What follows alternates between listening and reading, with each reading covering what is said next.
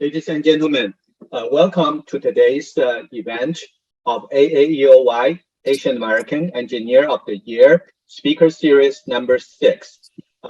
We're very fortunate to have today's speaker, Dr. Joe Shen, on the issue of competitive analysis of a startup team and its business.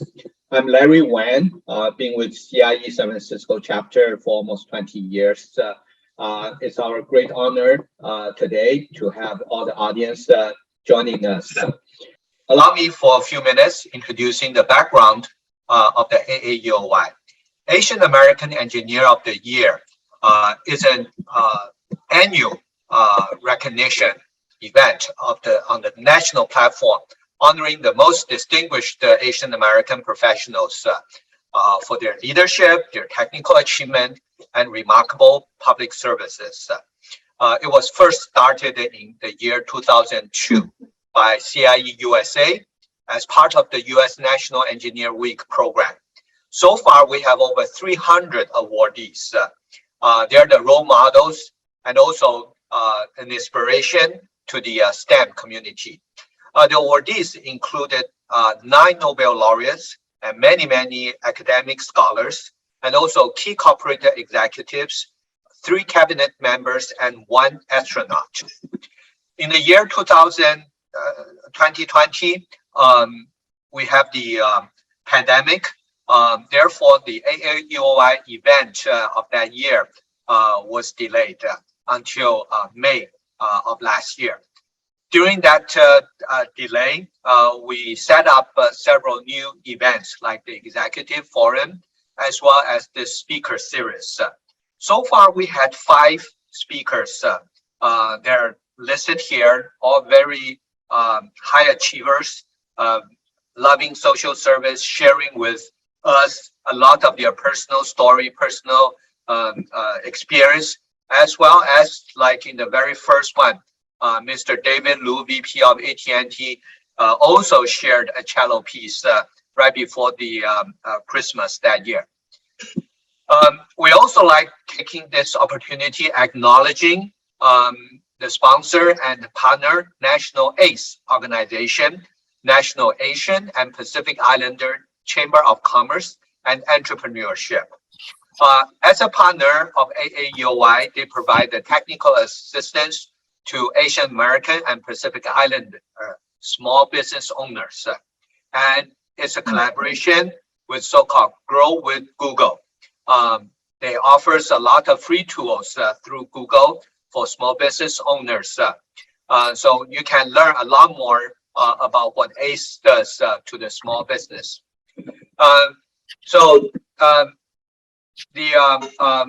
It's at the end of the today's event, you can have a copy of Dr. Ma's slide deck, and later we'll explain how you can manage that. We're also very honored to have Dr.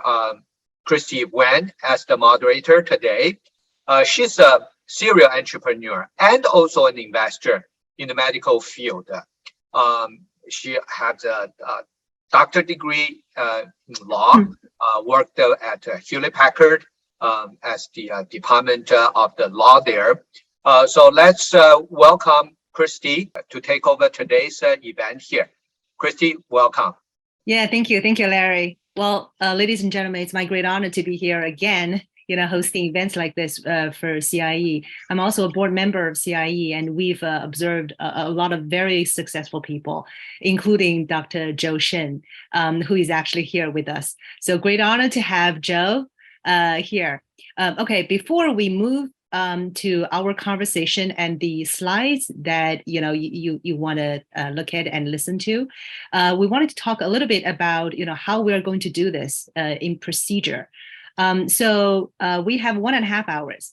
The first half an hour, we wanted to listen to Dr. Joe Shen on her slides, which is very exciting. She's going to tell us a lot about her experience as well as the training that she not only had before, but also experienced in reality. And the second half an hour, we're going to have a fireside chat between Joe and myself. So we have some burning questions here. So we're going to talk about not only from a business perspective, but also on a personal level, how she experienced the whole thing, in the past 48 years, how she did this as an Asian woman. And then in the last half an hour or maybe less, we'll open the floor to all of our audience. But throughout the whole time, if you have any burning questions, you can always text in our chat room, okay? And our colleague is going to, put down all of those questions. And we wanted to make sure that each of the questions will get answered if time permits. Okay, so without further ado, let me introduce Dr. Joe Shen. So Dr. Joe Shen is an international business executive with 48 years of experience in the chemical and pharmaceutical industry. She was a global operational executive from Syntex Pharmaceuticals and Monsanto in earlier days. And then she co-founded Sinopharm in US and served as the president and CEO until her retirement in 2014. Sinopharm went public in 2011 in Taiwan. Then she became a venture partner of Vivo Capital in 2016 in investment of new drug development companies. She also co-founded the Biotech Industry Academy in 2015 after her retirement, offering professional training programs custom designed for the biotech industry in Taiwan. She holds a PhD in chemistry from Lehigh University and received the Women in Industry Award from YWCA in California. So without further ado, let's welcome Dr. Joe Shen to give us the presentation. Dr. Joe, or I should say Dr. Shen, right? Okay, so say hi to our audience. Anything, call me Auntie Joe or Ma Popo, okay, either way. Just clarify about my name because Larry called me Dr. Ma. Some people call me Dr. Ma. It's okay. My maiden name and last name is Ma. Okay, Ma Hai is my Chinese name. But okay. I guess in the olden days when we grew up, we were supposed to carry the husband's last name. The first day after you get married, you change your name. Now I look at my daughter. She's been married, I think, 18 years now. She still is a Shen. Okay. Oh, I see. I guess there's not a right time to change. But anyway, it's my honor to be invited. First of all, I want to thank David and Larry. We know each other because of the participation at the Acquire group, which is made of the alumni from National Taiwan University. David is our conductor. And Larry and his wife and also his sister, where all used to be all there. We've been together. We know each other for quite a while, but I don't think they recognize me as another professional people, but it's just somebody crazy about singing and not very good at. Okay, thank you. It's very quite a big thing for me because when I was watching the films that you were playing. And I was wondering, because almost more than 40 years ago, when the Northern California chapter of the CIE was formed, my husband and I were very active in the initial activities and programs. At that time, and there were several chapters. I remember I was chairing the chemical engineering chapter. I don't even think it exists today. Okay, time change. The technology has moved on so much over the years.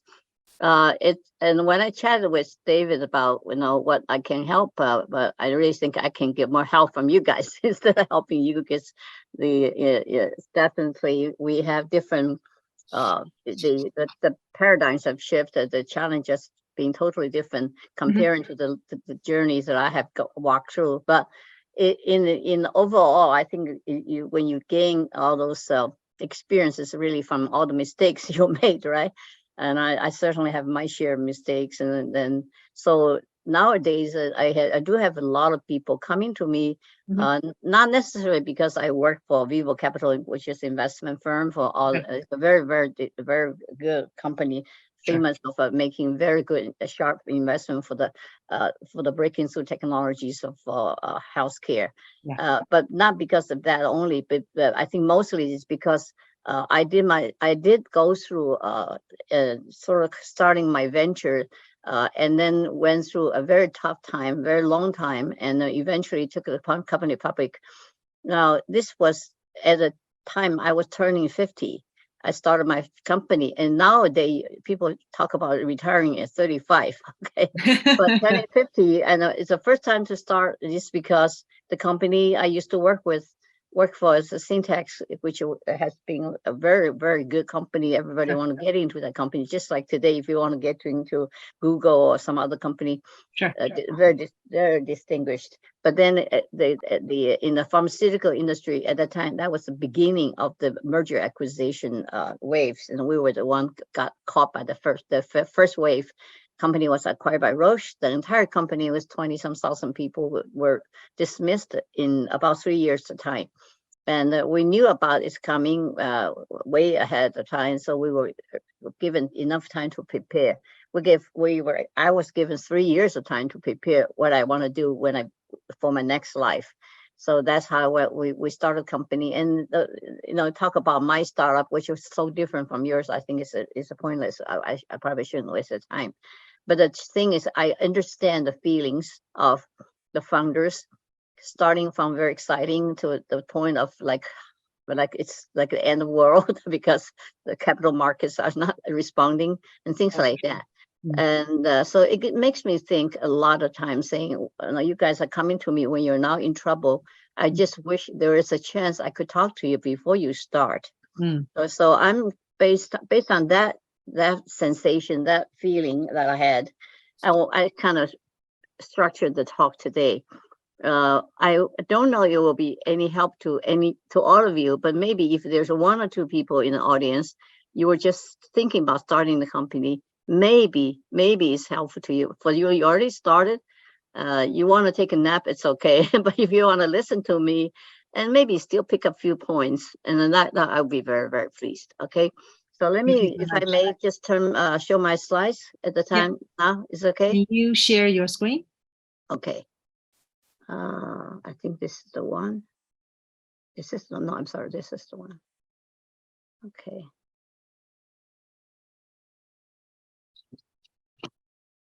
Can you see my screen here?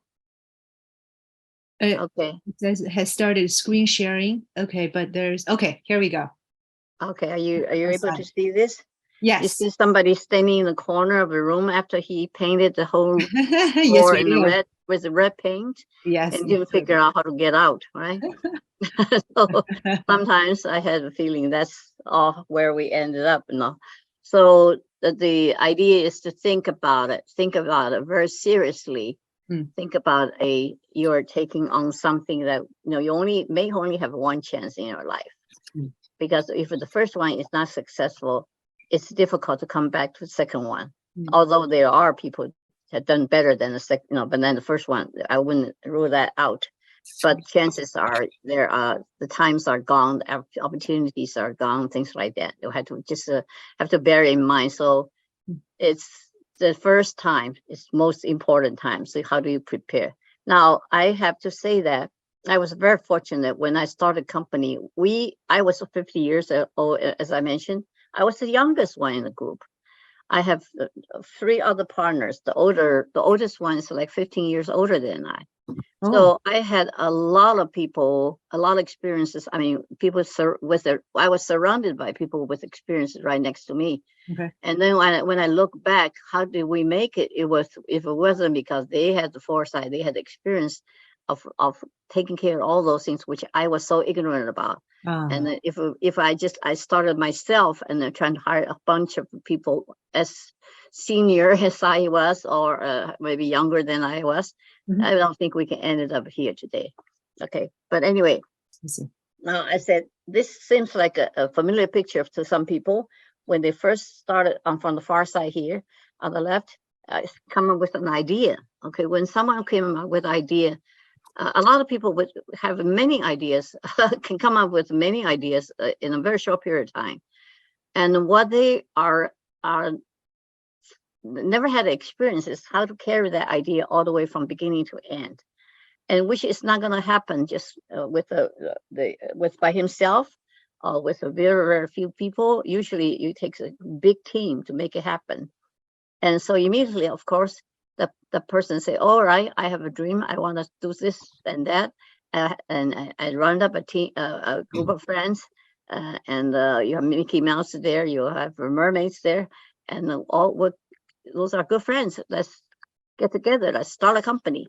So we put together a business plan here. Okay, a business plan is like all you can dream, anything you want. It's like a book of fantasy most of the time. Okay, and then we started bringing additional people. We started working on technology. Now, technology part usually is when this guy, when he first came up with the idea, that's their expertise. I would say that most of the startups they were all started with a very good technology. The concept is usually very good, brilliant, cutting edge. It's how to turn this technological idea into a business. That gap is so big that most people underestimate it. But anyway, we will go ahead. We went ahead, start raising money. We start getting a little bucket of money, and all right, the money burns out very quickly. We start using it because we had to build a plan. We had to do this and that. So we keep going out there and start asking for more and more investment. At the end, you feel like you are a beggar. You're asking people to donate money, to give you money, and not to ask too many questions, because those questions usually ask is when are they going to get the money back, and what's the multiple, how fast they can get it back, what's the percentage of return on investment. Okay, all those things which to the inventor, the idea is that, hey guys, I'm giving you an opportunity to join me to make big things happen. This is going to be the best, quote unquote, whatever tools inventing the whole world, and you're going to be part of it. I'm giving you an opportunity to go through that fun, the trip of the good journey, having fun. But from the investor side is that, gosh, I'm giving you money to play, to come out with your own dream. But my goal is that there's only one goal. I don't care what you're making. You can be building a car, you can be, building parachutes, whatever. But I'm just looking at how do I multiply my wealth. Okay, that's the only thing we care about. When I used to have, we have some small groups of entrepreneurs. And sometimes we get together, have a dinner, we cry on each other's shoulder, and we always say, "Oh, those investors, they have nothing but they only care about money. How terrible! They don't understand how brilliant this technology is, and how we're gonna save the world." Okay, but I think very early on, the team has to really understand, why should they give you money when you have no concern about how you're going to pay them back? Okay, if that's the case, they would rather give the money to some other company, or even just go out to the public market to buy some shares, which at least they can watch the price going down or going up, and they can make their own personal decision when to get the money out of it, right? So the investors' concerns start creeping in, start becoming such a heavy pressure, heavy load on the management, on the founding team. And then on the other side, also another big piece of a workload is business development. Now, you could have a B2B business or B2C business. It doesn't make any difference. What you need to do is, when you're trying to develop something, is that you have to already know and understand how that is going to turn into a business. The business meaning the customer can actually get benefited from buying your stuff. Now, if you don't even know which market you should sell this product to, and this is not actually too rare that for me to experience. I have people coming to me saying, "I got this technology. Can you tell me? And they already burned several $1 million, and they said, well, can you tell me where this can be applied? Can we find out if this industry, that industry can use my technology?"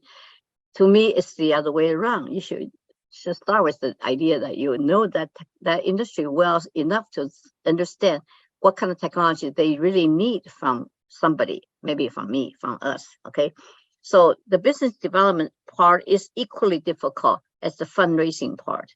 Usually those two parts is taking the company down on a downward spiral. the cash in hands getting smaller and smaller, and then we initially start with a pretty good size of a staff, and then we start laying people off and keeping only the very small group of essential people. And then over the time, you lose your competitiveness because the time is gone. Your product is further away from your competitors, and your competitors may be running ahead of you. Okay, so that's what happened to a number of companies. I'm not familiar with the high-tech industry in Taiwan or here, but I'm familiar with more about the biotech industry, especially the new drug development industry. I think in the U.S. this situation is a lot more manageable. People go into the business with more information, more database, more competitive intelligence with those information before they step in. But if you are away from the major market, you went in there and without a lot of homework done, and this happens a lot. And then when I look at those companies, I feel very sad, and I feel like, gosh, those are the top-notch people, the best people we have in this industry. They went in there with so much excitement on trying to build a dream with a dream team, quote unquote. And then why did they ended up like they don't even show up in some social occasions anymore because they're afraid of people asking them what happened to your company, when are you gonna go public, and so on and so forth. So it hurts a lot when I think about the social economics pressure that giving to people when they trying to get into a new venture. It's supposed to be a very happy thing, right? Okay, now what's the difference? How can we avoid that? And I often think about it. I said, although that I cannot say I was completely good in starting my company with this, what I listed here, is that, but I did have two very senior executives as part of our founding team. They would start with saying, let's paint a picture of how the company would the company look like, the business, how it would have it look like when it's becoming so-called successful. Okay, you define your successful, what's a success by itself, okay? But you have to really decide that right from before you take out the first step, saying, okay, at the end, when I finally made it, what the business should look like, what the company should look like. One is that the company should have been growing well on track according to the time schedules that we have planned, and we should have a bunch of happy customers. So from day one, you should know how to make your customer happy, even before you start getting into developing your technology. So what does that mean? That means that you have a disadvantage if you didn't start a business by actually living in your customer's shoes for some time. That may be a little exaggerated description, but what I'm saying is that you really need to know if your customer is in that kind of business, what really bothers their customer, what really makes him happy, what is in his dream that when he wishes the business growing up, how does it look like? What is he afraid of? What kind of crisis he want to avoid? So you have to really take the customer into number one position and try to understand that.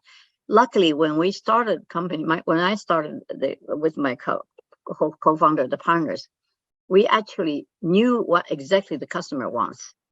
Those customers, how do they operate? What's their internal operation efficiency, and how do they get advanced or become competitively ahead of others? And so we knew what they in the customers industry, what makes them successful, what could cause their failure.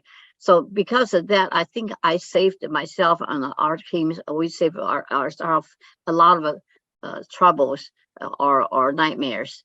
But still, even with that knowledge in mind, we still had we had a very long journey. Okay. Now the other things, even if you know how to make a customer happy, how do you continue to stay in control of your own destiny and still control and competitively? You can always be ahead of others, and this has to be sustaining effort. Then you have to understand your own market. That means you have to understand your competitors, and also understanding the technology shift. So this brings out an area that without spending the first dollars or first minute on your own technology, you have to think about, once the product, your technology or your products are in the market, what will make you stay, what will make you grow, or the worst is how can maybe someday you get washed out, left behind. Okay, then financially, when you understand a company becomes successful in your company, how is the P&L is going to look like, a profit loss statement is going to look like, what's the cash flow model? And most of the companies, when I first started a company, somebody gave me told me a few words, and today still I remember. He said that the companies which at the end managed to survive and succeed at the end is that they have a good cash flow model. That means that they will never run out of cash. So the cash management, how do you generate, how do you expand, and how do you bring additional capital in, and when do you do that? That has to take a very strict control. Okay. Then again, when you try to imagine the vision at the end, when you have a successful company, what would you like to be sharing with? Is your people, your employees, your leadership team. Now, most important thing is not when a company is successful, all the employees start jump ship. They run away because they finally cash out their cashing their stock, and they try to join somebody else because they didn't find your companies where they want to continue to grow with, because they don't think there's opportunity for further growth or try learning, or they don't agree with the management style, or the company culture was not very positive. One of the things which we see is that we talk about, it's just like a husband and wife. They can stay in a very tight relationship, very good to each other when they were in very poor family life and very early stage in their life. Once they became successful, and they ended up divorced. It's why is that? Why the leadership cannot stay together? Okay, so of course that would be a good thing to have if that you have that in mind. And then of course you have to understand, when you take money in from investors, what's their expectation for the returns?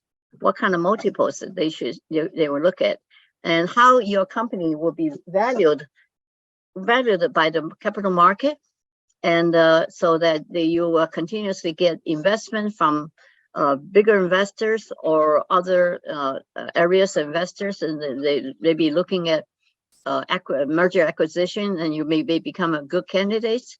So how do you become a capital market favorite? Okay, so those are the things that is very important for you to become knowledgeable, at least before you start. Now, then comes the board. Excuse me. Jia, take the Xiao Pang away. Sorry, my dog is bothering me. Okay, now the other thing is that the board this is again, if you wanted to run the company, but you don't have the control of the board. Even if you have control of the board, you still have other board members to work with.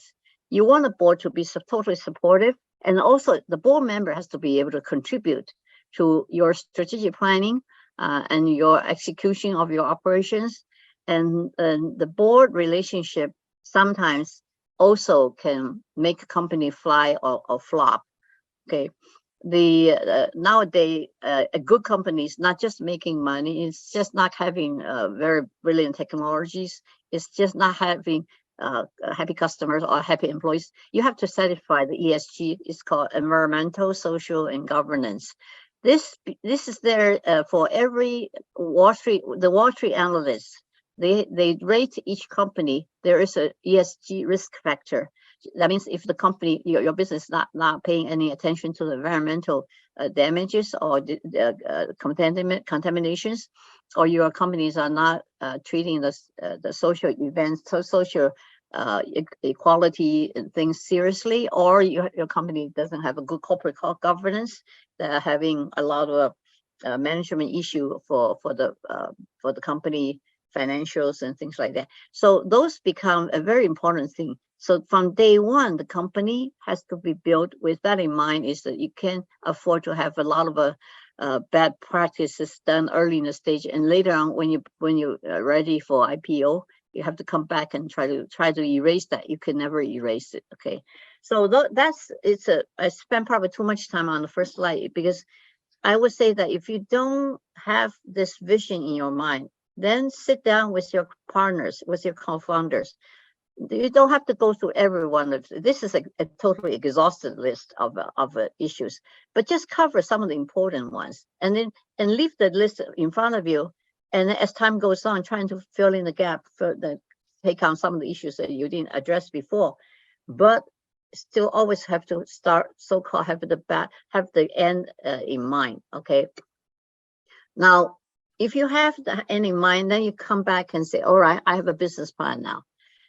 If I want to make sure I don't make some glaring mistakes right from day one, I wanted to go through a close examination.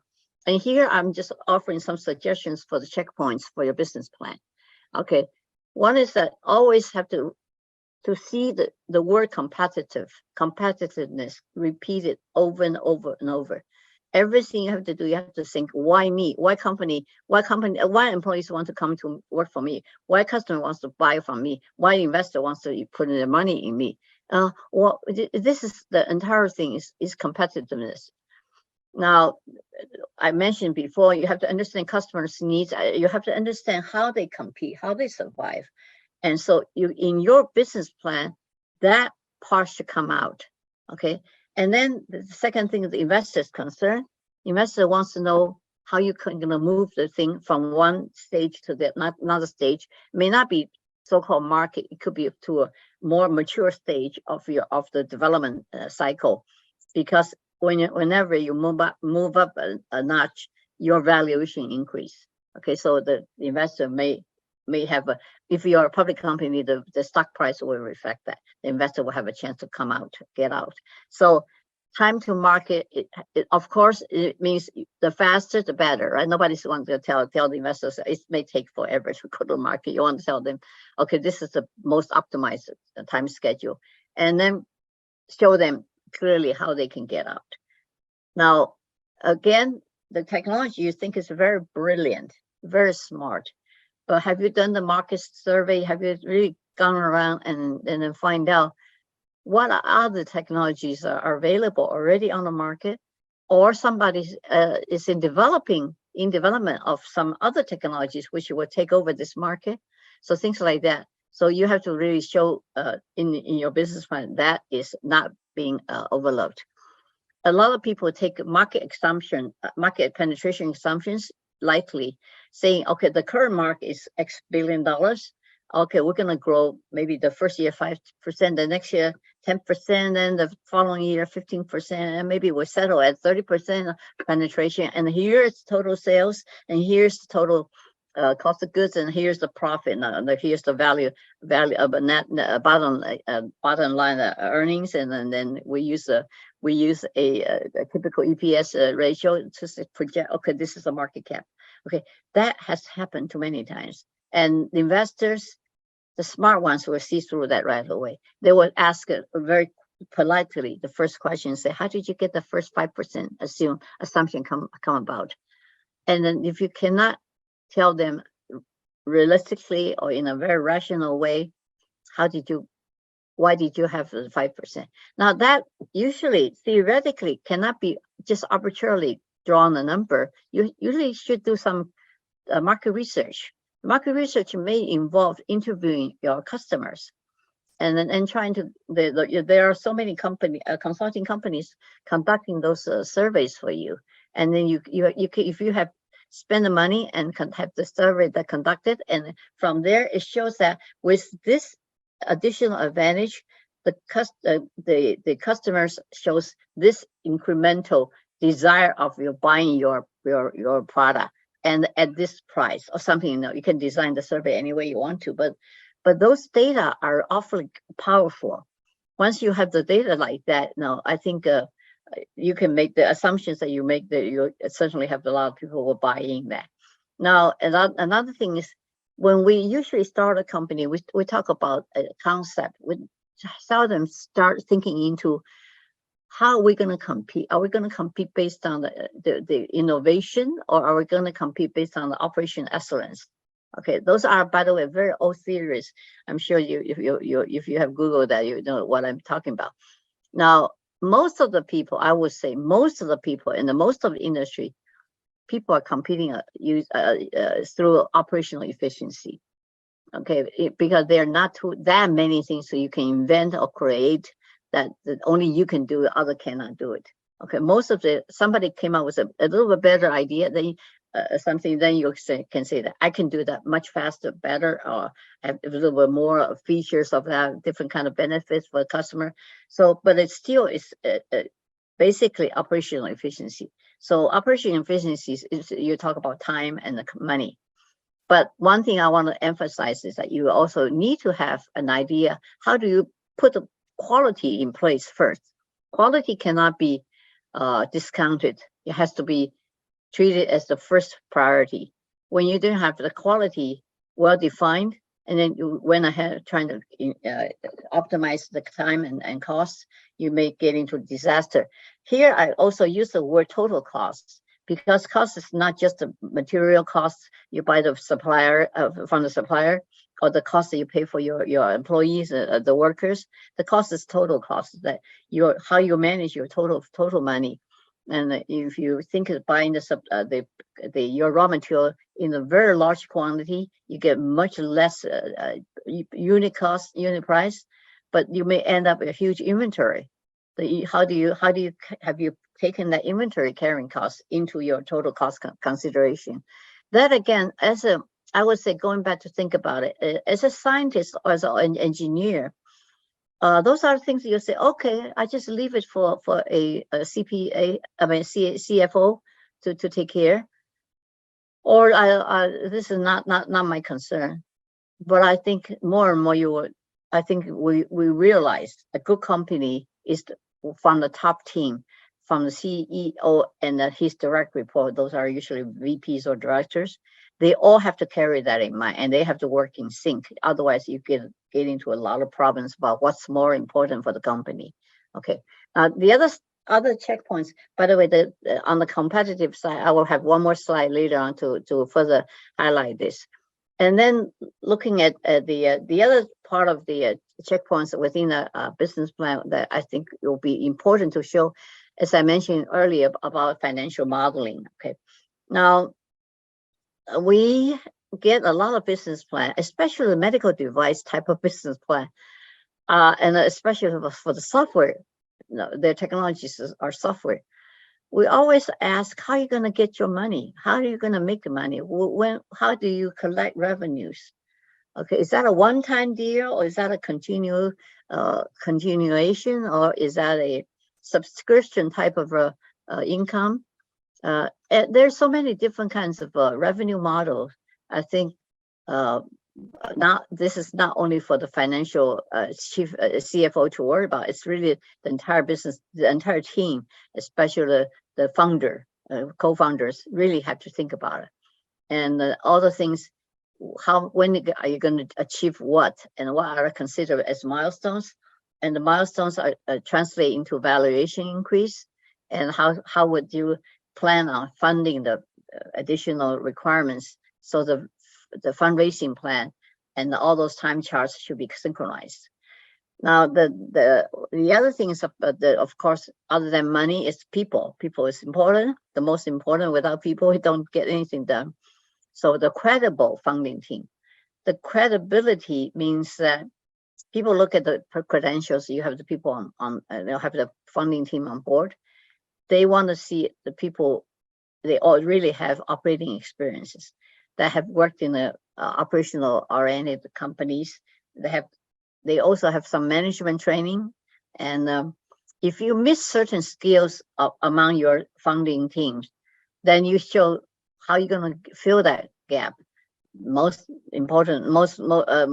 frequently, people just identify some very experienced consultants, and then those consultants should be part of the team, and has to really work together toward the same goal. Okay, so a lot of times investors, if they don't, they try to. Unfortunately, most of the investors are the good VCs. They get hundreds of business plan each month. They would use one or two things to easily throw the business plan on the side. And the one thing they have is they look at is the funding team. Who are those people? What have they done before? Okay. They always say they want serial entrepreneurs. Okay, serial entrepreneur those people even have to have the first one, right? When they submit the business plan the first time, they run into the same problem, I'm sure, as others. It's not easy when you're trying to to take out the business plan, try to raise money, and while you never started a company before.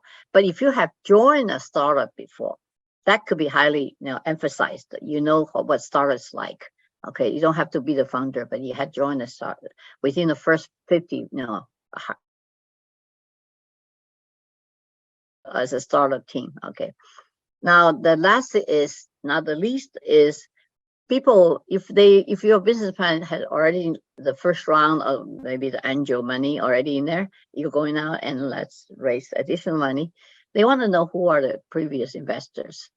So often when we start a company, the easiest, the fastest way to raise money is to go to your own family, to your previous colleagues or whatever.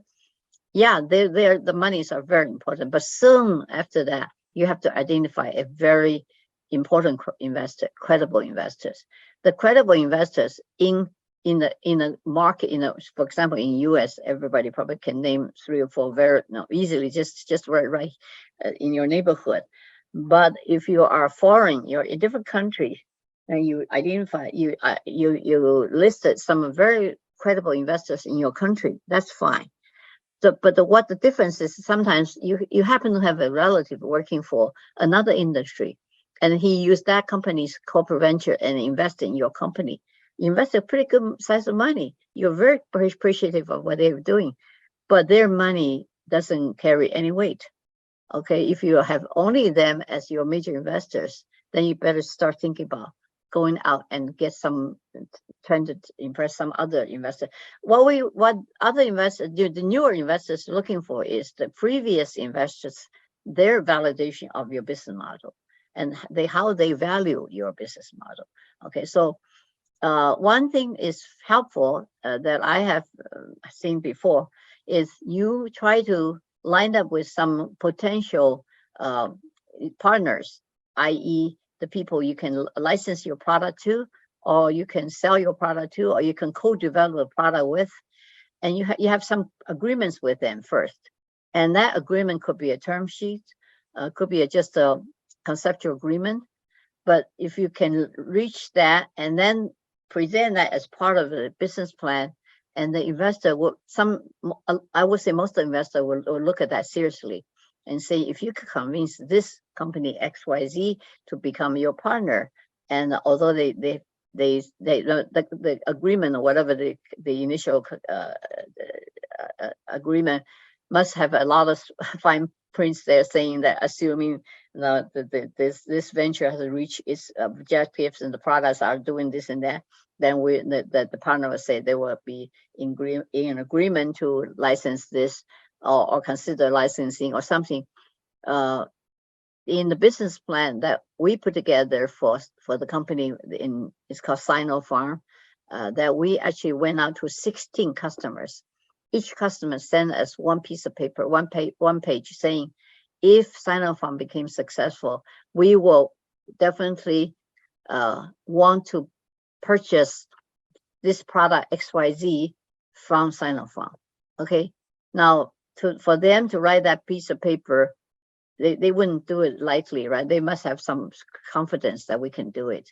So that becomes a very important element, I think, for us to at least the fundraising took off very well. Okay, so okay, now from the checkpoints, important checkpoints of the business plan, I want to go back and highlight the two things. One is about competitiveness. The other one is about the so-called the credible funding team. Okay, this is a five forces analysis. I'm sure many of you are very familiar. The Harvard Business School professor Michael Porter has come up with this very simple analysis. You can analyze your technology, you can analyze your business strategy, or you can analyze your company culture or whatever. Okay, is there? Let's analyze your product. Okay, all right. There are two things that on the horizontal part. Okay, one is called bargaining power of suppliers. If your product is gonna be using the chips that TSMC produce or whatever Intel produce, what kind of bargaining power you have on this supplier? What kind of special relationship you have on this supplier so that you become their preferred customer? Okay, so that when the supply is in a big shortage, you have more assurance you can get the supply in a more successful way than your competitors. Okay, on the other side is bargaining power of buyers. Same way, if there are more supplies than demand, how can you show us that you have more assurance that the key customers or the best customers will always buy from you?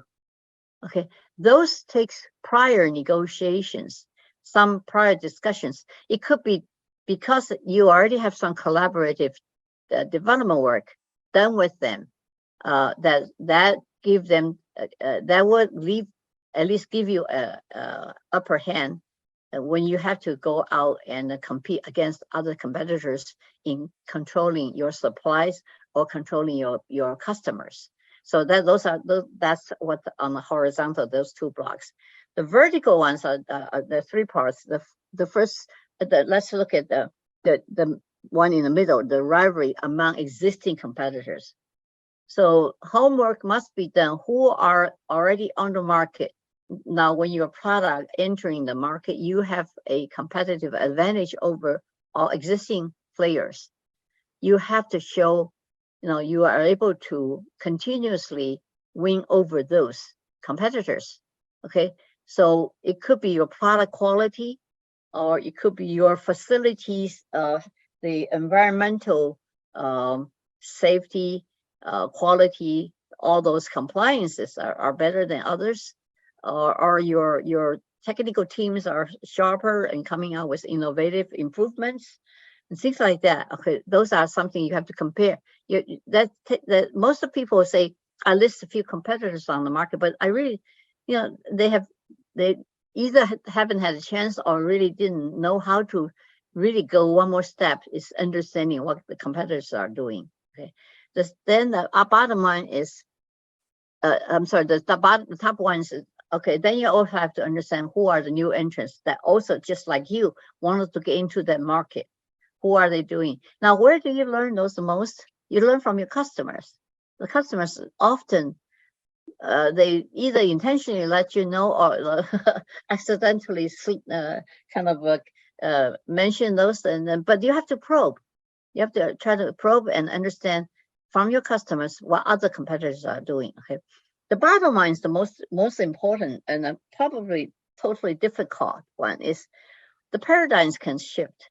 The technology can shift completely. Okay, now remember we used to use fax machines. Okay, we used to have a voicemail on our phones. At those times when those technologies were introduced, they wipe out a lot of other existing technologies for the market share of communication. But where are they now? They got all replaced. Everything at the end of the day got replaced by our cell phone. The cell phone is totally remarkable, as their presence has wiped out a lot of other industry. But those are other things that you have to watch over your shoulder. Say, what's behind us? What could be new? Is this something? By the time when the new technologies are in, we were just in and trying to fight our presence. Or are we going to be in the market long enough before the completely the new technology come in, which will substitute our current way of doing business? So you still can have enough time to get your money back. There are some people, they can think short term too. You can, if your business allows you to do that. But in pharmaceutical business, forget it. Okay, everything 10, 15 years or longer. So if there is a totally brand new technology and within 10 years within 15 years, you think it's going to arrive, you better stop arrive and then take away what you're doing. Then you better start think twice before you want to get into your business. Okay, so this is a very analytical, very scientific way, and take the personal, emotional favorness and everything away, and then start thinking very quickly for your own business. Okay, now going back, then trying to look at the so-called winning team, or how to build a team. Okay, now as I said, every business, it doesn't take one person. You take people with different expertise to build together, and you basically, I would say, put business development first. You have to, on your team, somebody understand really very well of a customer's business. Okay, before you landed on this person, think twice before you start a company. Okay, I think in reality, we went the other way around. We start a company. Usually we have technology, and then we start going around looking for some money and trying to bring in more people, and then trying to develop a management system and to operate. And then usually the business development it has been left as the last thing to worry about it, which is, I think that is something that I would highly recommend to think first about the business development. Now, it's not very easy to find the right business development people. Have to, I admit that is a challenge. So usually the best the business development people are the people came out of the customers industry, the customer industry that you want to get into. So look for those people. They are the best. They know better than others. Okay, then about the team, your own team, how are they committed? What's their family situation? Although that right now I'm seeing, of course, people are very young, started their business. Have seen both husband and wife both are starting up their own business, but they have children. That really worries me. But on the other hand, they may have a way to cope with that. They may have other backup systems to cope with that. But I would say nothing is more important than having a really good family behind you. You could lose your business, but you cannot lose your family. So without families' issues quickly taken care, or their welfare being carefully protected, or without their structure, their support, I just think that that's very, very risky to try to start your business. But again, financially, I have seen also some founders at the end of the day have to sell their house and have to putting every penny they have, and it's pretty risky and pretty sad. I would say that you ended up not losing your dream, but you're losing your own all the things that you have saved and your own asset. Okay. Now, of course, the investors will expect you lose yours before you lose theirs. So that's different perspective. Now, another thing is about the team. We have to really understand everybody is born differently. Even you and your brother, sister, your siblings, you and your parents. Okay, the personalities could be very diverse. So how do we put the different puzzles together and make a very strong team? And that is a science. That's not something magic. That's a science based on, you have to have some fundamental understanding about psychology, about personality. So I'm going to rush the second half of my talk. I'm going to be going through very fast because I just want to give you an impression that starting a business, it cannot stay away from understanding yourself, understanding your partners. Okay, and that's it. That's a summary of my next 10 slides.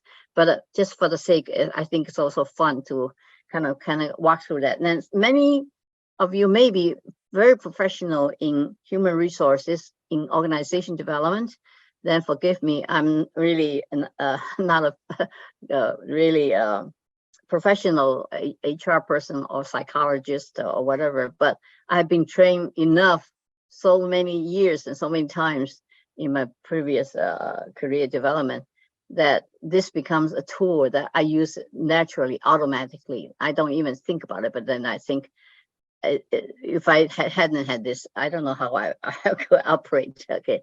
I trying to talk about understanding personality, just like the babies, they're all different, right? But just one thing about personality is nothing mysterious. Some people say, "Oh, this is all those soft things that no, we talk about fact. We talk about the truth matters, and this is all imagination. This is not really imagination. This is about how a person is the preference. How do he what does he care? What is going through his mind? How does he learn something? And most important, we have to know how a person usually makes a decision, and what's his feeling, how he behaves. Another thing is how he can get excited, how he can get motivated. We are all different when you think about it. We are all, even if you have, say, suppose you have 2 kids, I'm sure you can tell they are different. Okay, when some people like competition, some people say you put the kids in competition, they're out and say, I don't want to compete with anybody. I don't want to do it my own way. Okay, so the thought, what makes them feel good about themselves is different. Now, I put some Chinese here because there might be some Chinese people here, I guess, trying to understand that those are not words that we're unfamiliar. We use those words all the time. The theory I use is one of the oldest one and the simplest. I started using this when I was young, and I'm still using this. Very simple. If you are already familiar with that, that's okay. If you're not, you can Google this Myers-Briggs, and there are many sites that you can do a quick self-evaluation. And what they're trying to do, they're the dichotomies of 4 factors. One is in terms of the inclination to be an extrovert or introvert. That I guess everybody can say, oh, I'm an introvert, I'm an extrovert, or can tell who is what. That is what they sometimes show on the outside. They may not be always that way. Okay, I think that's one thing we have to keep in mind.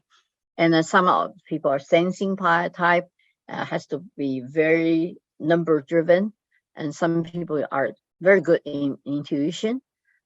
When they see a piece of a seed of a certain plant, they can imagine the forest there. Okay, and there are people used when they make decisions. They're very some people say, "Oh, very cold." They don't have any feeling. They should just do it logically. Okay, that's so-called thinker side, and the other side, feeler side. Some people are full of emotion, full of passions toward many things, toward other people, and they're judging and perceiving. Judging is to try to have everything have with closures, and perceiving is kind of go with flow. That I'm simplifying this whole thing, but there are total, I think, 8 slides describing this is extrovert, was socially active, and they're putting their directions, their attention toward outside world instead of internal. They pay more attention to outside, but they like to be the center of attention. The introvert, of course, think more about their own feelings and their own things.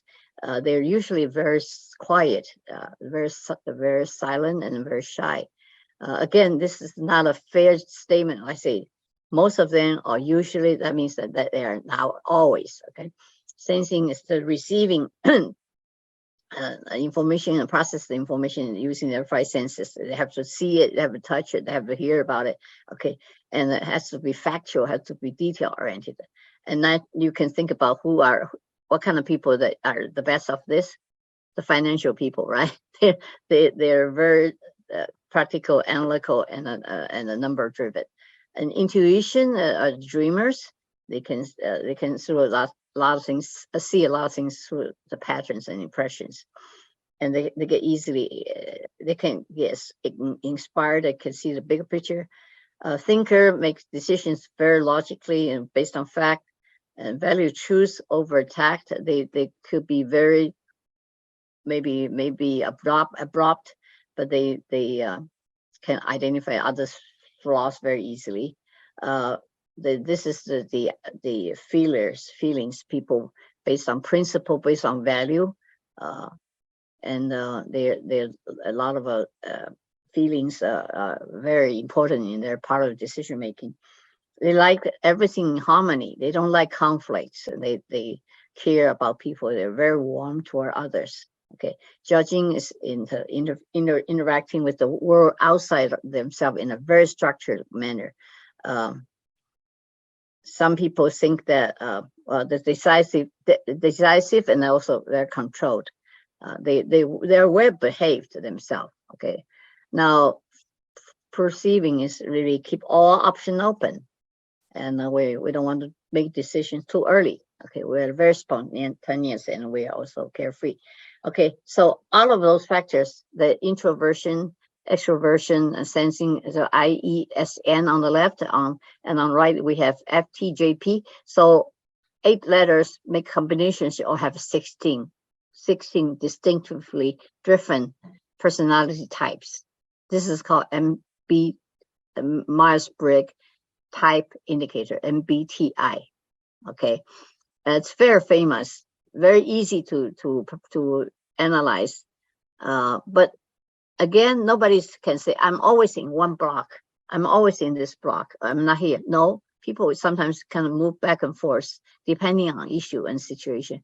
But I would say this guy, ISTJ and ENTP, I'm sorry, ENFP. Where's the ENFP? ENFJ. Wait a second. The last one is J and P and T and F. Where's, okay, there are extremes. There are extremes, meaning that they overlap the least. Okay, those people could be the best partner or could really hate each other. It's all matters how you recognize the difference, how you manage the difference, and how do you use the difference to your advantage. Okay, I will tell you that I'm a very intuitive person, totally intuitive to the extent I don't sometimes, I feel very shaky about sometimes if I don't have enough confidence, I will say, to based on my intuition to say this is the way it's going to be. So I love sensing people. So some of my best friends are all the best people that they really know that if I want to see that dream come true, they know how to get it done in detail, and they can also tell me how far am I from the track. Okay, so instead of saying, well, you're so different from me, I can get along with you, but I think you can turn that around saying, oh, we are so different, we can help each other. Okay, so this is just a concept. All right, so there's nothing wrong or right about personality, but the personality does have influence to how you pick your job. If you are very introverted people and you always want to see the results, you cannot leave everything open and then somehow company put you into a sales job, and that will be very hard. You still maybe able to do a good job, but it's going to be very hard on you because it's going to be pushing you using other styles to get things done, which is not a style that you're comfortable with. So eventually you want to fall back to the where you're comfortable, and then you are not going to be able to do a good job. So sales job versus, it does take a very different personalities than some other job. If you are a very extroverted, somehow you want to be an author, you want to be a researcher, so that you can invent something by yourself in the laboratory and you don't talk to anybody for 2 weeks. You may just be like a shrinking violet. Okay, you all of a sudden lose all your energy because you're extroverted. You get your energy from people surrounding you. Okay, so those are the things that just it may have some impact on the way you pick your job. The people say personality could be genetic, okay, and then could be gender oriented, which again, maybe true, maybe not, but because there's some truth to that. Okay, relatively speaking, men seems to be braver, seems to be able to deal with strangers than women. Then they say, okay, women is more shy, is more introverted. It's not necessarily true. Okay, so I just say that there's some so-called stereotyping that could be, people could be using personality and falling into that trap. Be careful of that. Okay, now, but I personally believe understanding personality is very vital skill, because you need to know yourself very well. You need to know the people you think highly of. You want to have a good relationship. It could be your family, could be your coworker, or especially your customers. Okay, you really ought to know their personality. And again, because you know your personality or you know others' personality, then when you're trying to communicate, when you're trying to persuade some people to come along, do the same thing or agree with you, then you ought to have the sensitivity in mind how the other person usually make decisions. Because some people take numbers. Some people, you will try to tell them a number, so they get tired. They want to have a picture in mind. Those are the intuitive people. But if you tell the people who needs number, just say, imagine this is what it is, and then trust me, I'm going to do it. Then they're not going to feel comfortable. So you have to show them numbers. Okay, so anyway, this is a very quick summary of what I think about the personality importance. It's a way that it doesn't take away all the importance about having the right business plan, having the other major factors of building the company. But again, when you have the business winning team, it's really trying to bring in people with diverse backgrounds. But one thing has to be there is you have to have a shared value. The value, what's right, what's wrong, what should be avoided, and what should be promoted.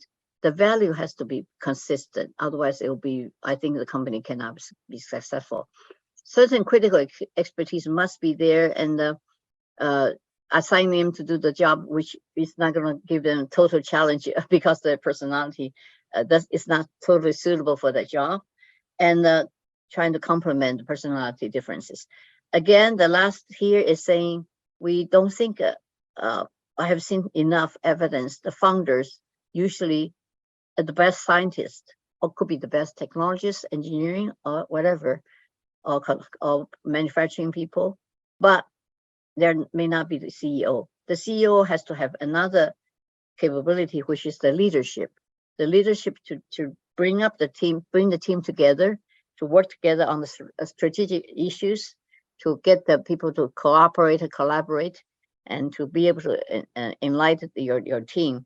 And a lot of those leadership qualities, not necessarily everybody learned when they were young. Okay. Now, before you start, this is the last page. I said, be critical on yourself, on your business plan. You rather to be the one critical to yourself. You don't want to be, you want to face a situation when all your shareholders and all your customers and all your employees are critical to you, right? You want to be the one critical to yourself first. So because once you started, it's not gonna, the responsibility stays with you forever. Okay, you will be forever owed to your investors, and then and also think about the staff and their family, the commitments, the sacrifice they put into a company, and the trust of your potential customer. This is again the trust from customer. You can only have it once. That's it. You lost it. You lost forever. And again, your credibility could be in danger. Now, a lot of people say, well, I have a dream, so I want to start a company. That shouldn't be said in one breath. Okay, you have a dream, but you have many ways of make your dream come true. The dream could be an idea, and it could be something you work with another company. That company already have everything in place. They are looking for new ideas. You can infuse your ideas into that company and become their part of a growth strategy, or things, or other things. You can sell your idea. Okay, the IPs could be sold easily. Now, after I say this, and all of you will think, okay, now if you want us to do all of this, how can we even start thinking about taking the first step? So now I come back, say, if you look at that, you think about all those the great people that in front of us, okay, Steve Jobs and so on, were they ready before they started? I guess nobody asked that question, right? I bet they weren't. I bet what they have is that they have this brilliant ideas, and they have this guts, and they have some sort of financial support that get them to a certain point at which they can impress people. They have a huge way of communication, and maybe they're just one of those most brilliant people that the top 1% or even less that really can set the new standards, so people believe that. But most of us are not in that category. Then we have to think twice. Okay, and again, hopefully this is not a total waste of your time. I would hope that if you have any ideas for me to do better, I like to learn too. Although at my age, my learning is I'm still learning, but I'm learning things that you wouldn't believe. I'm learning how to use Excel for a Excel chart. Okay, I need a lot of tutors from everywhere. But anyway, hope you have not wasted your time listening to my talk. No, thank you, Joe. Thank you so much. I think there are a lot of insights and wisdom in your Have you copied down my email address? Okay. Okay, so before anyone asks any other questions, I have some burning questions here. Oh my God. Okay, so just now you mentioned about a very important team, especially the team has to have a shared value, right? You also listed several things. You listed business development, technology, financing and financial, and all of those different aspects. So we usually came across one situation where the technology founder, especially the person or persons who hold the IP, okay, who is the inventor.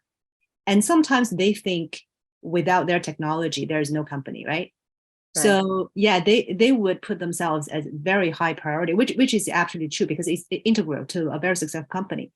But when we're discussing numbers, so what do you see the percentage of technology in a really successful company? If you have to put a percentage there, what will you give? It's very difficult to give. I know. Even if it's a 0.1%, but still is without the technology. If without the technology, the company has nothing. Okay, has nothing to go out and sell or compete. Then even that valuation of the IP could be very big, could be very small. That really, but I think that I hope my talk will at least come to one issue is technology is not everything. If they have the technology but the technology could be put on the shelf and collecting dust forever. But if they have a team, a team which can make the technology become an applicable tool to solve some problems, then the technology value it turns into true value. Otherwise, it's just a number on a piece of paper. Okay. Now I think it's very difficult. I understand what you're talking about. Yeah. Those people having the IP are definitely saying my IP worth everything, so I own the 80% of the company. Okay, or I own 70%. That is difficult because the company is theirs. They started. Maybe the first $1 million was raised because the technology owner convinced somebody. Then you're only the second. You join them already after they already got their first million. But what they need to realize that you can own 80% technology, but you don't have to be the CEO of the company. Okay, if you structure your board with enough people understanding your business, that's one thing I forgot to mention. The most important thing is in your board, you got to bring your customer into your board. A customer that understands their industry that has to sit on your board. I see. So when you put the team together a business plan that makes sense to the board has a view from the customer, has a view from the major investors, and or maybe some regulatory issue experts there. Those people, if the board really understand what they're supposed to do, they should support your whatever you're proposing. So again, if your leadership is strong enough, can ask your IP holders, stay in the company, become a scientific advisor or whatever they can do. Even they are willing to still stay in the lab, that's fine. If they are not, okay, they can own the shares, but they don't have to be part of the management team. They can be a shareholder. Yes, just now you mentioned about the board, right? One more question. So for, let's say the customer, let's say that for our surgeons, they are the customers, right? We put them in a scientific advisory board instead of the board itself, because the board itself will actually make a lot of important decisions for the company. So do you recommend that we actually put at least one surgeon onto the board of the company? Sure. Okay. Well, I thought you talk about advisory board. Okay, advisory board, definitely you can put them in there. If they should be in your board, and it depends on if this person is not just having, because of he's your customer, but he also understands the industry. Very true. I think it's worth it. Okay, I see. even if he's not your customer, he understands the industry. That's also worth it. Okay, you know, it's more important that the person has a bigger view. Yeah. Okay. So for a successful company, do you see, especially when the company is growing, and then for the founders, some founders will have that sense of fear that they are going to get out of control. So did you came across situations like that, and how did you handle that issue? We never was in control. Our founding team, okay, to start with, only have 15% of the company. Oh. And because we built a company with our funding is humongous. Okay, we built a active pharmaceutical ingredient company. We developed APIs for the generic industry as well as for the brand companies. So it takes a lot of money to build a GMP facility that satisfy global or especially US FDA GMP requirements. So that we're sunking a lot of money into the hardware. And then of course people training, GMP, everything also is not a cheap an operation. And so we started the company. Our team, I hired 40 some consultants from my previous company, Syntax, which was acquired by Roche, and we hired them as consultant. Our founders originally have 15% of the share. We gave up most of our share to the consultants. So by the time when the company went public, I probably had only 1%. Okay, but all along, our board, I was fortunate. Our board really supported us. Although I'm sure they don't understand, and they probably, after they walk out of the boardroom, they'll say, "What the hell they're doing?" Okay, but still, because we deliver what we promised. But it's a very slow and painful process because it's unlike the electronic industry. Within a year to 2 years, you get your money back and you can go public. We were in loss. We didn't reach break even until 8 years later. I see. After that, we didn't go public until we were in our 14th year. I see. So some of the initial investors already went up to see God already. Okay, it's a long process, but it's a very solid business we built. But what you talk about, the issue of how do you, if you have minority shares, how do you control your company? It is something. So every time you bring in an investor, it's a risk for you to lose the control of the company. Very true. Very true. Yeah. There are some TVs, soap operas being played as we speak right now. In China, there's a soap opera today. Yeah. What's the name of the soap opera? I've been watching that every night. It's talk about power struggle. Yeah, okay. Joe. Yes.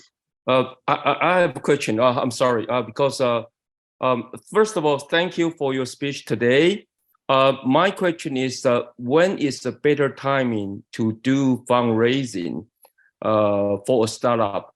Indeed, my question is, you are a startup. You devote your operation fund to complete the technology development. to complete the first prototype. So my question is it a good timing to do fundraising when you have a prototype, proving your technology, proving your product, or is a better timing to have first of our customer or of our partner in the industry? But you have to watch your operation fund may run out of it. So my question is, when is the better timing to propose your value proposition of your startup technology and the product for the venture capitals? Then you are able to receive the best reward from this venture capitals. That's my question. Okay. First of all, because I understand today we have so many people from all different industry or different business here. I cannot answer you as one question. I just can tell you some guidance. Okay. First of all, no matter which industry you are, the later you ask for your investment, the better. You don't want to have people coming in too early because you will be selling your company cheap. So try to drag out as long as possible. If in between you can use some grants, some government grants which have no string attached, or you can collaborate with some other companies so your total expenditure can be cut down. You can rent a facility instead of build a facility, and so on and so forth. You can use outsource service to do certain experiment instead of you do yourself. Try to look at the cash. Every penny is like every $1 million. Try to be very, very stingy of spending money. So you want to reserve your rights of control of your project as long as possible, until you have something worthwhile to raise money. Second thing, if you could find that, if you have the prototype made, or you already have the alpha customer identified or tested your product, and the best thing, the most ideal thing is to have that customer become your investor, and let them pay the rest of the investment, and let them pay for the rest of the development costs, so that you don't bring in new money in, so you don't lose your control. Okay. Now it's not that always that easy, because you may the first customer they may not choose you, or they may not have sufficient business to use your technology. So in between you must go out to raise money. Before you go to any VCs, try to go again to angel. Okay.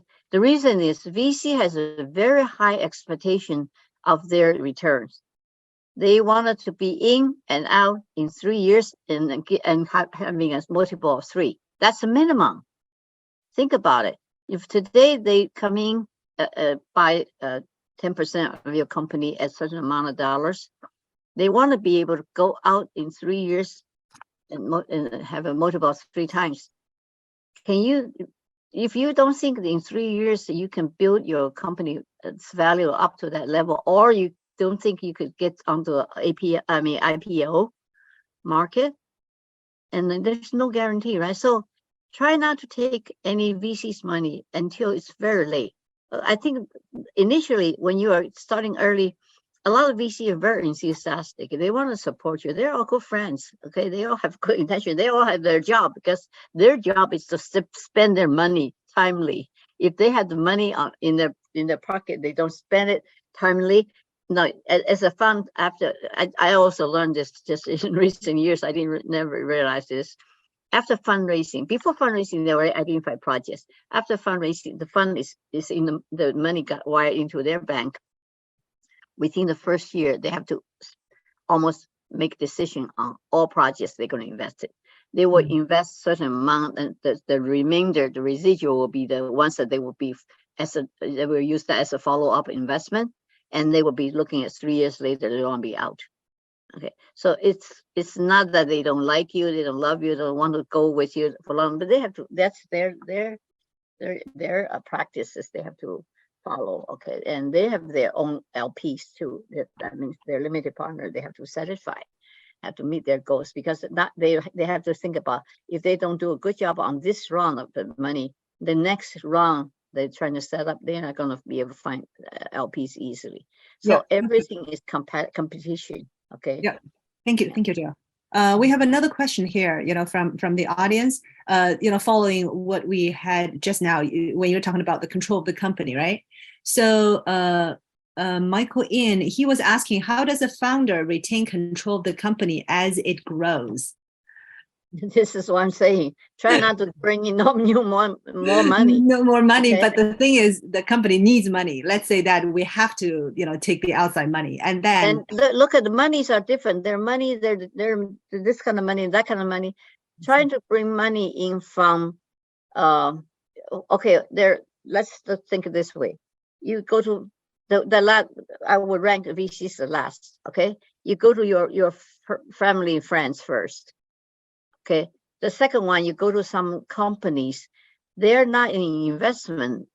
The investment is not their business, but they have some extra money. They set up some corporate venture, but the corporate venture, it's only that's their own money. Okay. They don't have other people's money in that corporate venture. Mm-hmm. And what I'm saying is that you want to go to the investors. They have more stringent requirements about when you can create a value for them. Mm-hmm. VCs are usually, this is common not only in US, it's everywhere. The VCs have the pretty tough requirements. Okay. Understood. Yeah, and the VCs are, because they know that not every deal can be successful. They want to push for. Actually, what I learned is that what I have seen is in our group, our fund, our managing director asking return for 8 times. Mm-hmm. Because they will count down, few of them maybe totally bombed out. Okay, 0 return. The money could be all lost. They have to calculate that into the same investment. So the averaging 3 times is really not that they're facing. They're telling you they want 8 times. The pressure. So anytime you can get money out of the VC, the institutions, try that first. But at a certain point, you do need VCs, and they are credible. They're helpful for your IPOs. Mm-hmm. Okay, the good VC invested earlier can bring in also additional good or better VCs in our better private equities later on. Mm-hmm. And so their names are also very critical. Yeah. I see. Good. Very good. Okay. So, of course, our audience can always raise, other questions about the business, but I wanted to ask a question on a personal level. So, being an Asian, and how did you feel about being an Asian when you started the company in the United States, and also, in the corporate world at the beginning, and then you transformed and actually took the company public in Taiwan, right? So there's also a culture gap between Asia and US. So how did you feel about that? Maybe because I'm so old, I have to tell you, my first part of my life, I finished college in Taiwan, so I wasn't aware about foreign culture except whatever I watched from the movie. Okay, then I spent 35, 40 years in US. I finished my graduate school studies and I started my professional jobs here. And right from the first jobs that I realized, actually in the school, you start realizing you're different, right? You look different, you talk differently. I was fortunate, when I was in graduate school, I stayed with American family for half a year because my husband already moved away. Okay. So I got rid of some of my accents. But then I moved to Deep South, which is right adjacent, it's in Florida, adjacent to Alabama. Mm-hmm. If you have come from the South, the Southern draw is very cute. Okay, so I stayed there for 8 years and left there and came to California as the Asian speaking with Alabama accent. So you can imagine how funny I was. But I realized one thing is that if you focus on your job, you're so busy. You're doing it in the right way. You're doing the right thing. You may sense some prejudice around you, but it's hard to pay attention to those because you got too many things to focus on. Okay. Now, socially, some people say, well, it's hard for us to blending because we have different we came from different history, different culture. People talk about football. When I first came to the United States, I still don't understand football today, but at least I know which team is winning by looking at the score. Okay, but then I realized one thing: if somebody met a crowd, if they 10 years later, they'll come to me say, "I met you. I remember you." Okay, so I started thinking being different is such an advantage. I see. Such an advantage that, of course, being Asian, I'm different. Okay, being a woman, I'm different. I have another difference. I have another advantage that you guys don't have, and I hope you will never have. It's because I had polio when I was a baby. I grew up with one leg shorter than the other. So I limped very seriously, but I didn't know I limped. Okay, because I never watched me walking. School would have watched yourself walking, except if you're in the dance studio, right? But until I was in the college, some people made a comment saying, "Wow, she is so brave, having such a disadvantage, still made it to the college." And I thought, gee, what a strange feeling. Why should I not have the opportunity to take the college as a part of something I should go through? Because I guess if you wanted that difference become to bother you, you can be bothered to death. But that's something you're special. See, the American families, American parents are so good in they know psychology of children, right? When the kids are did something poorly, they will tell them, "You are special." Right? The teacher always says, like, looking at the worst grade, they will give the kids some compliments, some confidence that you are special. Okay, just look at that. Everybody's different. I don't think. Sometimes, you think, oh, if it's American people, they have some superiority. They have some advantage. Yeah, of course they do. This is their homeland, but they also have a disadvantage. They didn't have the other culture we have. Right? So do you think we should worry about that? Probably not, right? I don't guys doing very well yourself. Exactly. have great self-awareness, right? Yeah. Well, awareness, but take it as a positive way. Yeah. Yeah, take a positive way. I think we got another question the other from culture we have. Vu Tran at 10N. Just ask how do we use strategy for product development for startups, such as software functions, product attributes?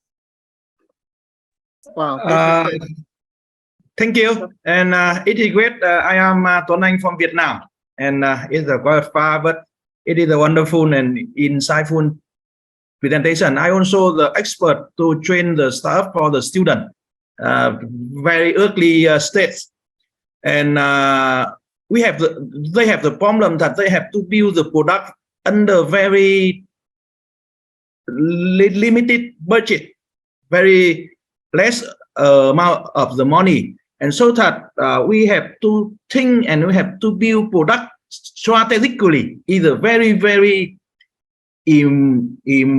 important for them. And so that I just ask you about your experience, how we use the strategy tool like the 5-4 or the PASS or value chain or anything tool to build the very good product for the startup. Thank you.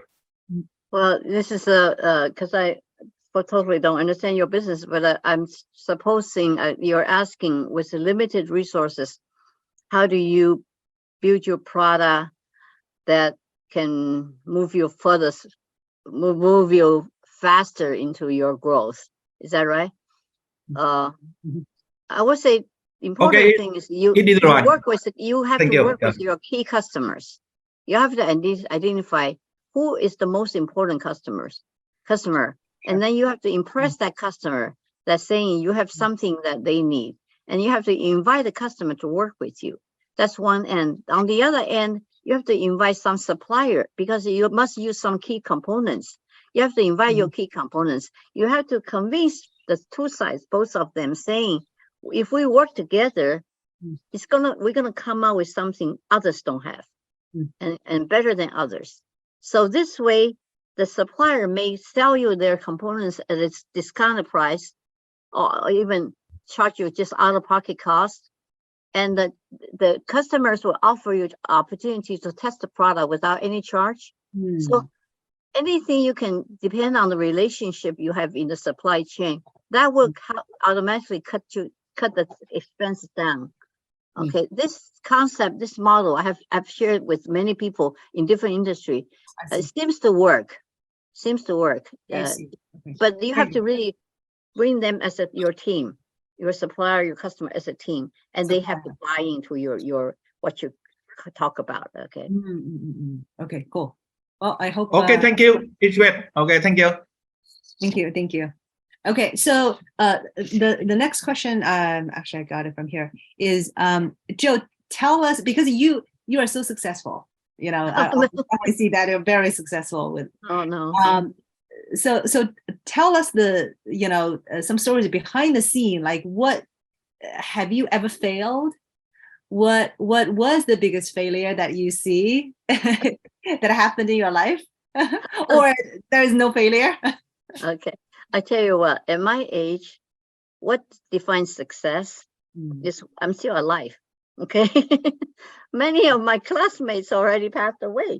Yes. Every year we lose some good friends, and I feel so sad. But so I say, well, I guess if I made it through the year, made it through next year, I'm pretty successful. Okay. Very nice. Take things more likely today than before, of course. Of course, I have tons of disasters. Disasters, and it's countless. Okay, the issue is how do you deal with them? And I will sort things into two categories. If they're with any particular disaster, are there things I can do? Are there things is beyond my control?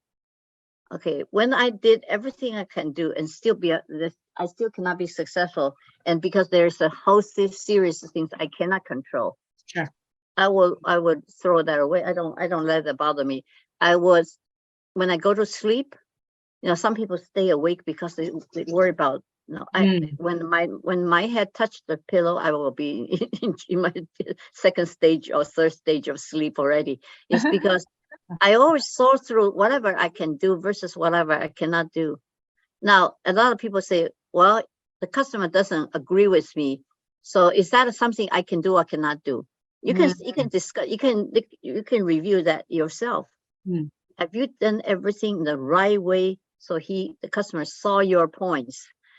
And or have you missed something? If you think you have missed something, trying to go back to the customer again until you come to a point and say, okay, I've done what I can do, everything I can do. He still doesn't agree with me. That's fine. That's his loss. Okay, I just go to the next one. I see. You cannot cry over something that you have no control. It's not we don't have to take other people's responsibility, right? That's their loss. So, but I have some very bitter failures which I still feel very bad. Okay, I try to get into chemistry department. Okay. From chemical engineers. Sorry, I didn't mean that. Engineering is not my field because there were too few girls in the engineering department. I want to go to more department with more girls. So I want to apply that chemistry. So after first year freshman school, so I applied chemistry and I got rejected. Why? Because I failed my PE, the physical education. Because my leg, I couldn't participate in all those exercises. I feel so bad. Hold on a second, my dog is complaining. What do you do? What do you want? Okay, so come here. Okay, so anyway, there are setbacks in the life you remember forever. But then after you grow up and after you go older, you look back, you thought it was so funny. Why should I even feel sad? So I ended up going through chemical engineering 4 years. And I learned a lot of things I think the chemistry department wouldn't have taught me. And I have made a lot of good friends in chemical engineering department. And I think chemical engineering, the guys are more cute. Okay. Okay. That's so many things came very well. Very well, yeah. I see. Beautiful. Great. Okay. So we wanted to open the floor, to our audience, and we The know floor that hasn't been opened. I thought it's already open. yeah, it is. And Larry, are we good on timing, or can we have another maybe few minutes? Sure, no problem. Okay, cool. Yeah, because we still have a pretty large audience here. Yeah. So you put a lot of emphasis on, personality, a winning team, right? It has to be complementary.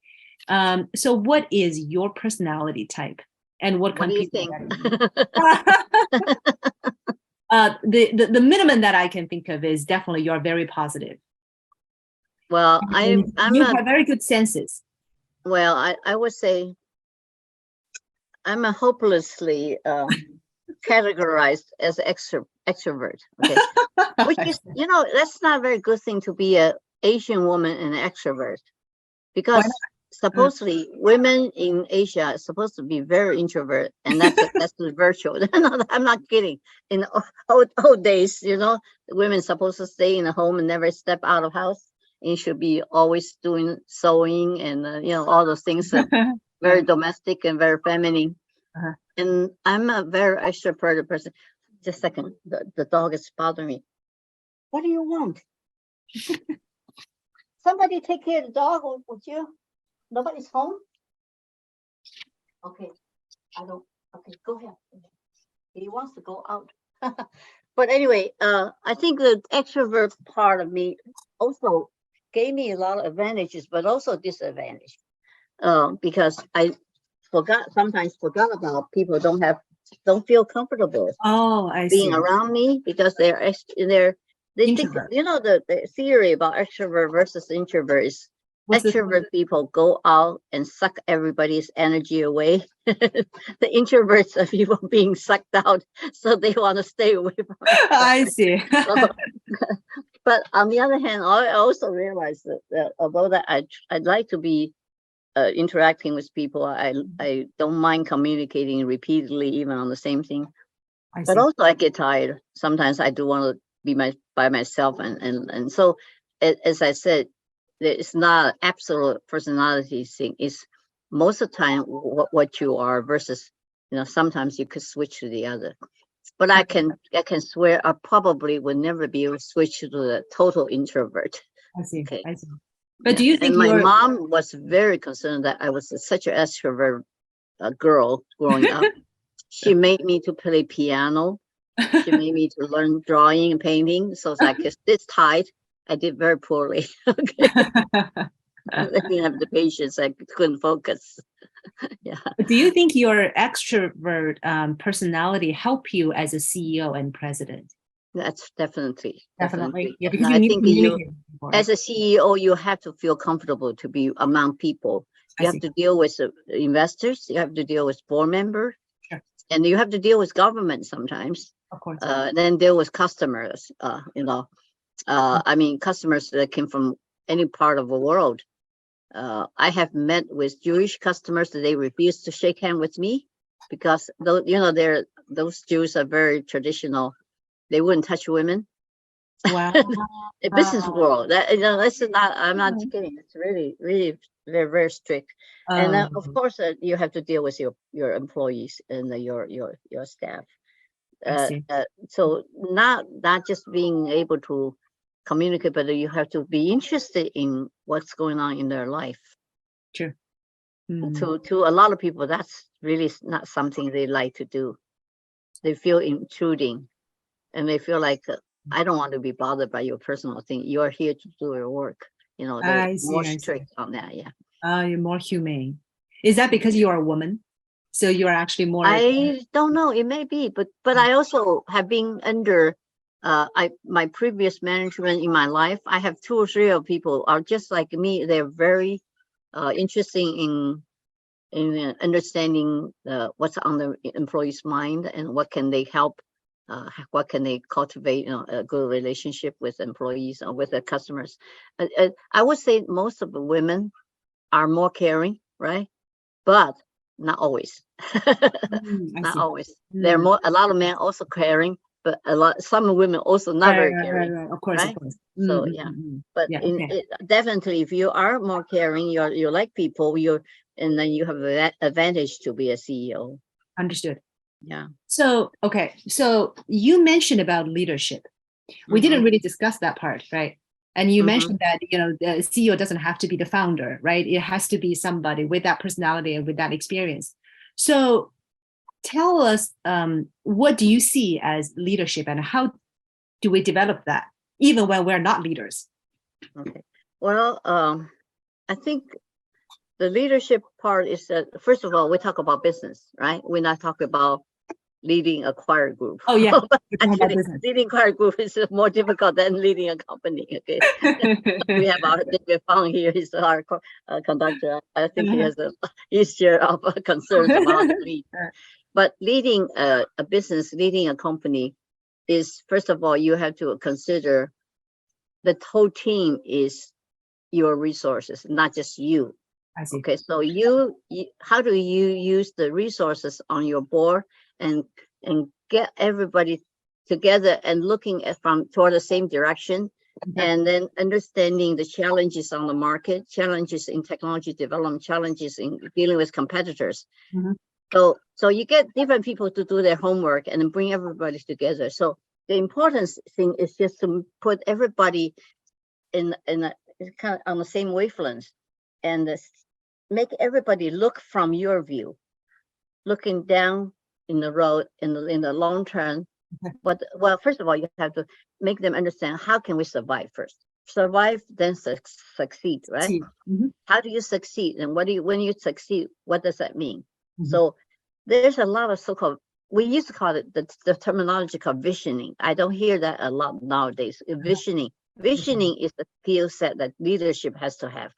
You should be able to bring your team together. They all have different perspectives, different backgrounds. Bring them together and look down the road together, and then allow them to visualize what's going to happen. Okay, so when the first step is bring the view together, and then start working with them to spell out, to come together with a very structured plan of execution. And then you install the company management system, like performance goals and KPIs and all those things, performance evaluation, so on. And during that time, not only to pay attention to what to be accomplished, it's also what can team learn during that process. Okay, and while you're delivering the results for the business, you think about the company succession planning at the same time. So we build our internal management training programs that allow our requirements for each manager.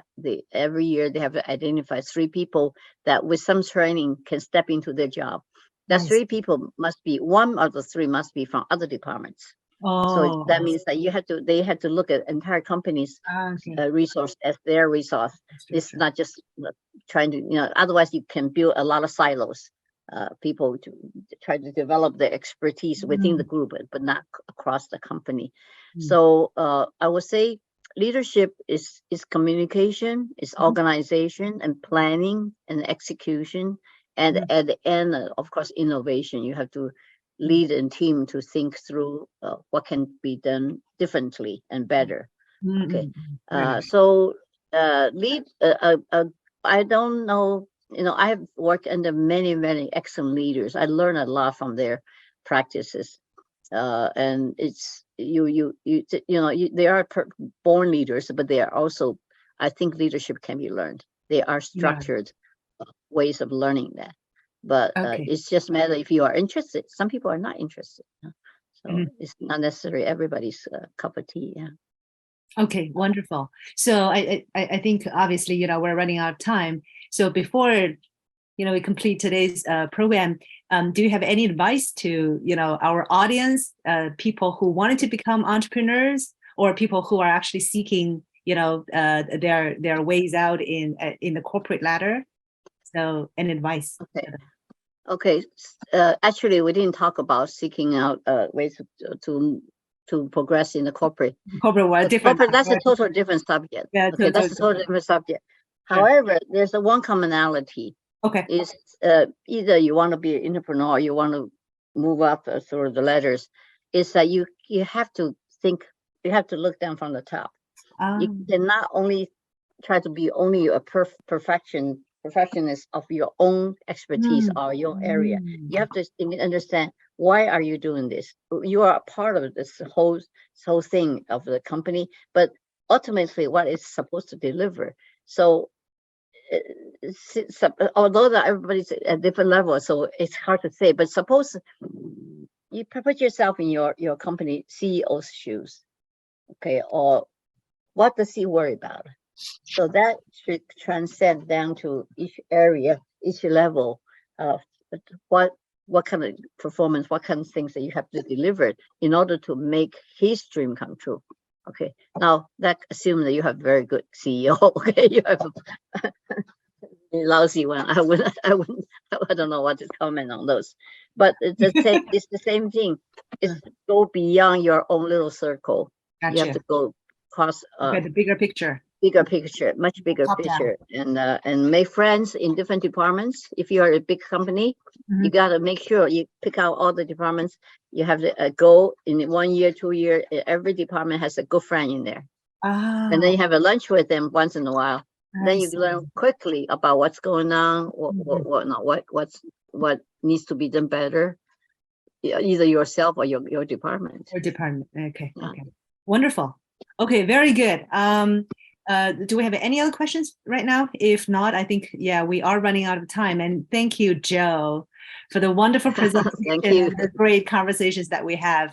So yes, and Joe, are you comfortable with sharing our audience the PowerPoint that you had, as well as the recording that we had tonight? Yeah, it's okay. Yeah, but just don't try to send too many people.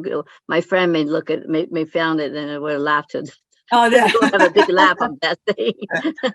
Okay, yeah. So it is. I'm so sorry about maybe what I'm presenting is so different from what you're expecting, or from what's needed today. But I'm talking about very, very simple things here. Very simple, very practical. Yeah, and very practical. Hopefully, it's a little bit used to you. Okay. No, very illuminating to all of us. Yeah. So okay. Well, thank you for giving me the opportunity. Yeah. Thank you again, Dr. Joe, and thank you for all of our volunteers. And Larry, do you want to say a few words before we finish? Thank you very much, Joe, for this wonderful talk. I have to say that these very demanding self-evaluation on the competitiveness and the team building is so often the missing part to a lot of the startup, as I observed as the EIR at Plug and Play Tech Center, one of the largest startup accelerator. And I really appreciate your insight into these critical aspects so that entrepreneurs can start thinking about these critical issues, especially as you said, everyone should put themselves into the shoes of your customer, of your superior, and so forth. By the way, I recall Joe, your email address is johshen@gmail.com. Right. So anyone, my name is Joe Shen. The H is my Chinese name, Hai. That's first letter H, so that's easy to remember. Joe H. Shen. Oh, Joe H. My husband's last name is Shen. My first name is Joe. Joe Shen is my. I see. Okay. Then just plugging H is Hai. Hai the Hai. Yeah. Okay. Yeah. So anyone interested in getting a copy can email Joe directly, and of course. That's right. Yeah, I'd be happy to share with you. Yeah. Okay. Anyone? Well, thank you very much for giving me the opportunity, and this is a lot of fun.